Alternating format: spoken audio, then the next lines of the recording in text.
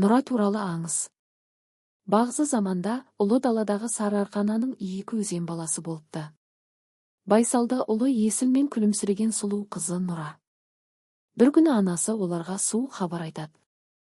Қарт теңіз сырқаттанып, суы азайып, айналасы құрғап бара жатыр. Ол балаларынан қарт теңізді өздерінің мөлдір суларымен барып толтыруды өтінеді. Сөйтіп Есіл мен Нұра жолға шығады. Ұзақ жүрген соң Есіл қарындасына ыстық даладан жалығып кеткенін айтады. Ол орманды өлкеге кетіп қалады. Мұнда ол мол сулы ертіске қосылып кетеді. Ал Нұра алған бетінен қайтпайды. Ол дем алған жерде жаңа көлдер пайда болады.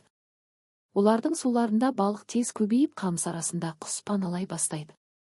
Көлдер Есей, Сұлтангелді деп аталып кетеді. Нұра бойындағы осындай жан бітіретін қасиеттерін зұлым Құбыжық байқайды. Ол Нұраны өзіне қызмет еткізу үшін тұтқын қалады. Қанша талпынса да Нұра апанның қабырғасын толқынмен бұза алмайды. Лажсыздан әкесі Көк Тәңірден көмек сұрайды. Көк Тәңір мол жаңбыр жаудырып, апанды суға толтырады. Сөйтіп Нұра босап шығады. Жаңбыр суымен толған апан Қоқай көлін айналады. Құбыжық Нұраны артынан қуып, бір қарыс жер жұлып алып, Нұраның алдына лақтырады. Бірақ айлакер Нұра суын екіге бөліп қарыс жерді айналып өтеді. Осылайша Асаубалық көлі пайда болады. Ақыры Нұра алыстағы теңізге жетеді. Сол сәтте қарт теңіздің жағалаулары түлеп, өлі тұз еріп кетеді. Кең айдынға тіршілік қайта оралады.